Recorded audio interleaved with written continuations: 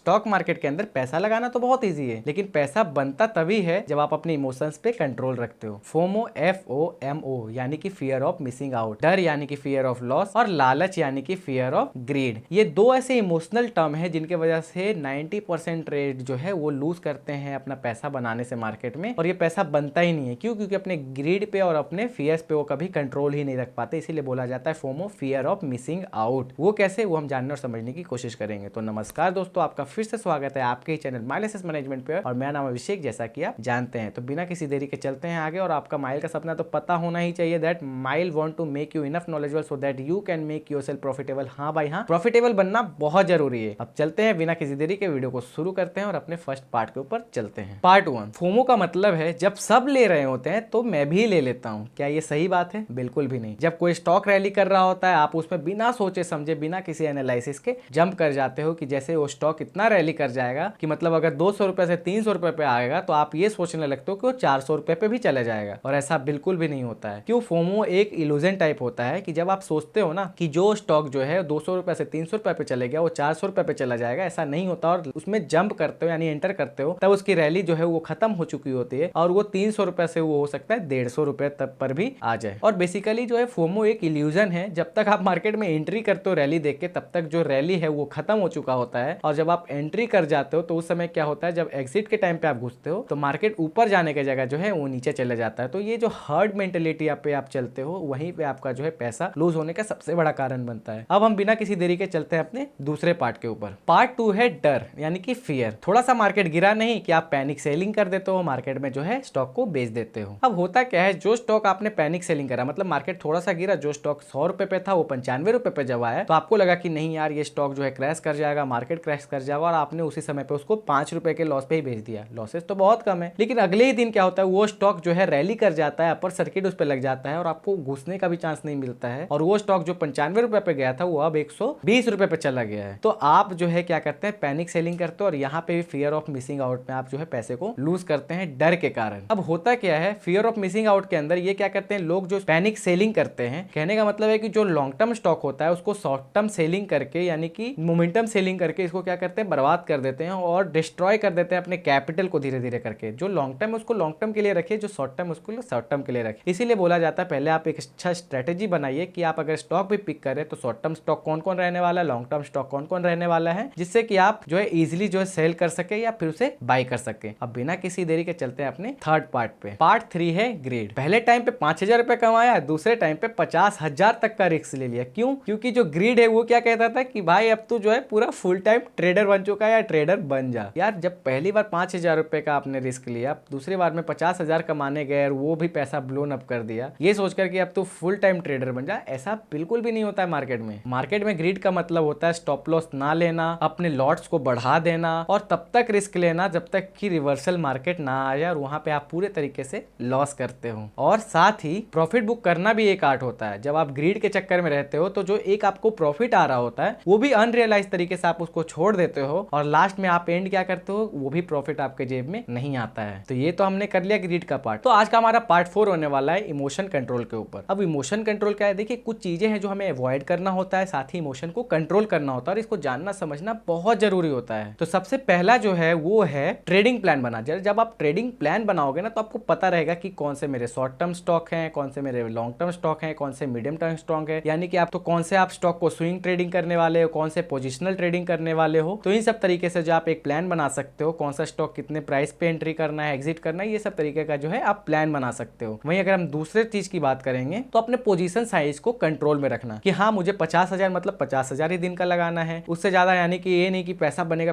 के चक्कर में 1 लाख रुपए लगा दें, ये बिल्कुल भी नहीं करना है। ट्रेडिंग जर्नल को मेंटेन करो। अब ट्रेडिंग जर्नल मेंटेन करना क्या होता है, आप दिन में अगर 2 ट्रेड भी ले रहे हो, दोनों में अगर लॉस या प्रॉफिट हो रहा है वो दोनों को मेंटेन करो, इधर फिजिकल कॉपी पे या फिर एक्सेल नोट पे। आप प्रॉपर नोटिस उसको नोट करो कि इतने पे मैंने खरीदा, इतने का कॉल खरीदा, इतने का बाई खरीदा। तो इस तरीके से जो है मैंने आपको जर्नल एंट्री बनाना है, जिससे आपको एक अपना डेटा मिल सके कि हाँ मैंने इतने टाइम में इतना लॉस किया, इतना प्रॉफिट किया। ये आपका बैक टेस्टिंग आपको क्या है पता चल पाएगा, और आप कहाँ लॉस कर रहे हो, क्या कर रहे हो, नहीं कर रहे हो, ये भी आपको साथ ही साथ लिखते चलना है। वहीं अगर हम नेक्स्ट टॉपिक पे चलेंगे तो वो है ब्रेक लेना। हर दिन आपको जो है ट्रेड नहीं करना है। 2-4 दिन अगर लॉस कर रहे हो तो 2-3 दिन का ब्रेक लो, अगर 2-4 दिन प्रॉफिट भी कर रहे हो तब भी ब्रेक लो। हर दिन प्रॉफिट प्रॉफिट बनाने के चक्कर में मत भागो, हर दिन ट्रेड लेने के चक्कर में मत भागो। आपको कहीं नहीं जाना है, ट्रेड यहीं रहेगा, मार्केट यहीं रहेगा और आप भी यहीं रहोगे। तो प्लीज ब्रेक लेना बहुत जरूरी है, क्योंकि ब्रेक जब आप लोगे तो आपका माइंड जो है बहुत स्ट्रॉन्ग और कामिंग बनता है और आप जो पिछले दिन किए गए गलतियों पे आप एनालाइज करते हो और सीखते हो, सोते जागते खाते पीते। अब मैं क्यों बता रहा हूँ आपको, क्योंकि मैंने खुद भी रियलाइज किया है, मैंने खुद एक्सपीरियंस है आपको, मैं आपको ये चीजें बता रहा हूँ। और जो सबसे लास्ट टॉपिक है हमारा इमोशंस के अंदर, वो है रियलिस्टिक गोल बनाना। अनरियलिस्टिक चीजें मत बनाओ, मर्सिडीज ले लेंगे, ये कर लेंगे, एक ट्रेड में वो कर लूंगा, दूसरे ट्रेड पे मैं जो है अंबानी बन जाऊंगा। बहुत ऐसी चीजें होती है यार अनरियलिस्टिक में कि मैं चांद पे पहुंच जाऊंगा। तो प्लीज अनरियलिस्टिक चीजों को मत रखो, रियलिस्टिक गोल रखो। इससे क्या होगा, आप धीरे धीरे अच्छे ग्रोथ पे जाओगे और एक समय ऐसा भी आएगा कि सच में आप एक दिन में जो है मर्सिडीज उतार दोगे जो है मार्केट में। तो ये तो चलो बात की बात। अगर वीडियो अगर आपको सच में इंफॉर्मेटिव लग रहा हो, चीजों को आप अवॉइड करना सीखे, आप देखिए एक अच्छा ट्रेडर बन जाएंगे। अब वीडियो अगर इंफॉर्मेटिव लग रहा हो तो please do like our video, share करें और साथ ही हमारे चैनल को सब्सक्राइब करें और हाँ बेल आइकन दबाना ना भूलें। और नीचे कमेंट नहीं कर रहे हो आप लोग, यार ऐसे कैसे चलेगा। चलिए मिलते हैं नेक्स्ट वीडियो में, तब तक के लिए बाय।